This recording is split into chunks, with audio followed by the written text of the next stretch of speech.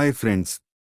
ఆంధ్రప్రదేశ్ రాష్ట్ర రాజధానిగా విజయవాడ దగ్గరలోని అమరావతి ప్రాంతం అభివృద్ధి చెందుతున్న సమయంలో వివిధ కారణాలతో ఇక్కడకు వచ్చే వారితో సహజంగానే విజయవాడలో సందర్శకుల రద్దీ పెరిగింది.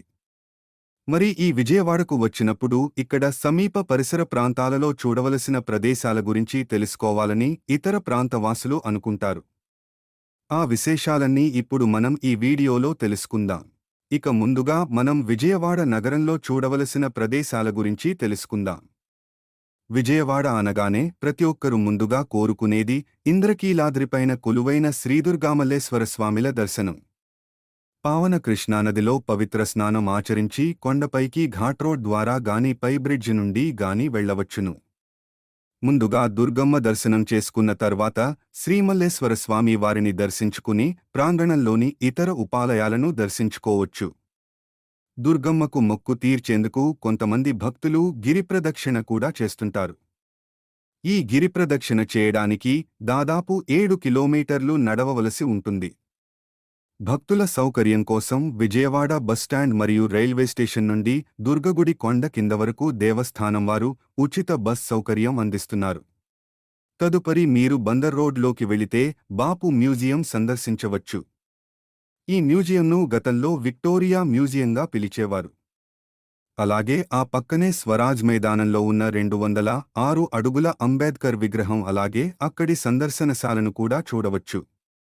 అక్కడి నుండి కొంచెం ముందుకు వెళితే ఆల్ ఇండియా రేడియో స్టేషన్ అలాగే దూరదర్శన్ కేంద్రం చూడవచ్చు. అక్కడ నుండి ఇంకొంచెం ముందుకు వెళితే ఇందిరాగాంధీ మునిసిపల్ స్టేడియం వస్తుంది. ఇక వన్ టౌన్లో రైల్వే స్టేషన్ పడమర వైపు గాంధీహిల్ సందర్శించవచ్చు. ఈ కొండపైకి ప్రస్తుతం కొన్ని పరిమితులతో మాత్రమే అనుమతిస్తున్నారు. అలాగే ఏలూరు రోడ్డులోకి వస్తే గుణదల ప్రాంతంలో మేరీమాత గుడి ఉంటుంది. కొండపైకి మెట్ల మార్గంలో వెళ్లి మేరీమాతను దర్శించుకుంటారు. ప్రతి సంవత్సరం జరిగే గుణదల మేరీమాత ఉత్సవాలకు దూర ప్రాంతాల నుండి వేల సంఖ్యలో భక్తులు వస్తుంటారు.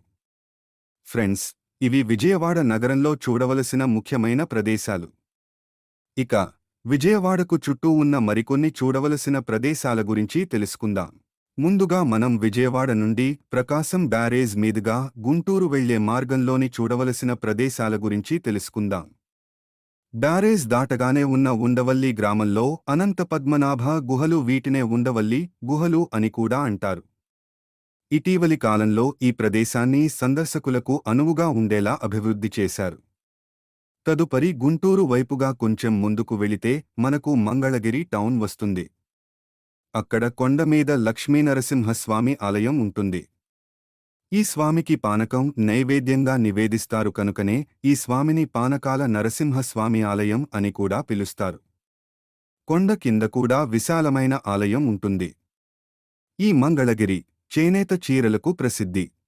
మంగళగిరి నుండి గుంటూరు వైపుగా మరికొద్ది దూరం వెళితే గుంటూరు నగరానికి 5 కిలోమీటర్ల ముందే పెదకాకాని గ్రామం వస్తుంది.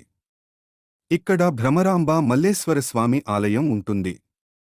ఆ చుట్టుపక్కల గ్రామ ప్రజలు ఈ స్వామిని ఇంటి ఇలవేల్పుగా కొలుస్తూ ఇంట్లో జరిగే ప్రతి శుభకార్యానికి ఇక్కడికి వచ్చి పొంగడి సమర్పించి మొక్కులు తీర్చుకుంటారు.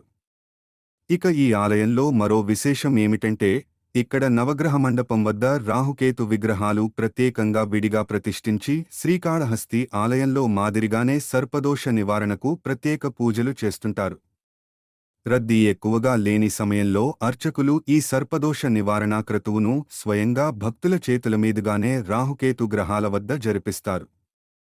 ఫ్రెండ్స్, ఇక గుంటూరు నగరం గురించి మనం మరో వీడియోలో తెలుసుకుందాం. ఇప్పుడు మనం మళ్లీ విజయవాడకు వెళ్లి మరో మార్గం వైపు విశేషాలను తెలుసుకుందాం. ఇప్పుడు మనం విజయవాడ నుండి హైదరాబాద్ వెళ్లే రోడ్డు మార్గంలో చూడదగిన ప్రదేశాల గురించి తెలుసుకుందాం. ముందుగా భవానీ ఐలాండ్స్ చూడవచ్చు. ఇక్కడ కృష్ణానదిలో బోట్ షికార్, నది మధ్యలో ఉన్న కాటేజీలలో బస చేయడం వంటి సౌకర్యాలు టూరిజం శాఖ వారు అందిస్తున్నారు. ఆ తదుపరి ఇబ్రహీంపట్నం రింగ్ వద్ద నుండి ఫెర్రీ వైపు వెళితే అక్కడ పట్టిసీమ ద్వారా వచ్చే గోదావరి నదీ జలాలు కృష్ణానదిలో కలిసే పవిత్ర సంగమం వీక్షించవచ్చు. రింగ్ సెంటర్ నుండి మైలవరం వెళ్లే దారిలో కొండపల్లి ఖిల్లా చూడవచ్చు. ఇక్కడ కొండపల్లి బొమ్మలకి ప్రసిద్ధి. తదుపరి రింగ్ నుండి హైదరాబాద్ మార్గం వెళితే కంచికచర్లకు ఇవతల పరిటాల వద్ద మనకు 135 అడుగుల ఎత్తు ఉన్న అభయ ఆంజనేయ స్వామి విగ్రహం దర్శించుకోవచ్చు. అక్కడ నుండి ముందుకు వెళితే చిల్లకల్లుకు ఇవతల పెనుగంచిప్రోలు లక్ష్మీ తిరుపతమ్మ ఆలయం సందర్శించవచ్చు. అక్కడ నుండి ముందుకు వెళ్లి చిల్లకల్లు సెంటర్ నుండి ఎడమవైపు వెళితే వేదాద్రి శ్రీయోగానంద లక్ష్మీనరసింహస్వామి ఆలయం దర్శించవచ్చు. ఫ్రెండ్స్, ఇక్కడ నుండి మనం మళ్లీ విజయవాడకు వెళదాం. ఫ్రెండ్స్, ఇప్పుడు మనం విజయవాడ నుండి మచిలీపట్నం రోడ్డు మార్గంలో చూడదగిన ప్రదేశాల గురించి తెలుసుకుందాం. ఉయ్యూరు దాటిన తర్వాత మంటాడలో వెంకటేశ్వర స్వామి ఆలయం దర్శించుకోవచ్చు. ఇక మచిలీపట్నం వెళుతుంటే పామర్రు దాటగానే స్వర్గీయ ఎన్టీ రామారావు గారి స్వస్థలం నిమ్మకూరు కనిపిస్తుంది. మచిలీపట్నం కోనేరు సెంటర్ చేరుకోగానే మొదట గుర్తొచ్చేది మన తాతారావు గారి స్వీట్స్ షాప్లో బందర్ హల్వా, తొక్కుడు లడ్డు. అలాగే మచిలీపట్నం మరియు చిలకలపూడిలో ఇమిటేషన్ జ్యువెలరీకి చాలా ఫేమస్. బందర్ ఆర్కే మెస్లో భోజనం, సాంబార్ కూడా చాలా టేస్టీగా ఉంటుంది. ఇక బందర్కి 20 కిలోమీటర్ల దూరంలో ఉన్న పెడనలో కలంకారీ వస్త్రాలు ఫేమస్. బందర్ నుండి మందినపూడి బీచ్కి వెళుతుంటే మధ్యలో చిలకలపూడి పాండురంగస్వామి ఆలయం దర్శించుకోవచ్చు. ఇక మందినపూడి బీచ్ వద్ద ఇటీవల కాలంలో బాగా అభివృద్ధి జరిగి పర్యాటకులను ఆకర్షిస్తోంది.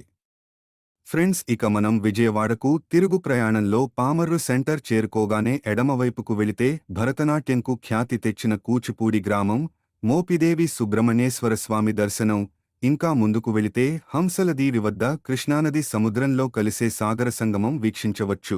ఫ్రెండ్స్, మరో వీడియోతో మళ్ళీ కలుద్దాం. ఈ వీడియో మీకు నచ్చినట్లయితే లైక్ చేయండి, షేర్ చేయండి. మా తదుపరి వీడియోలు చూడటానికి ఇప్పుడే మా ఛానల్ని సబ్స్క్రైబ్ చేయండి.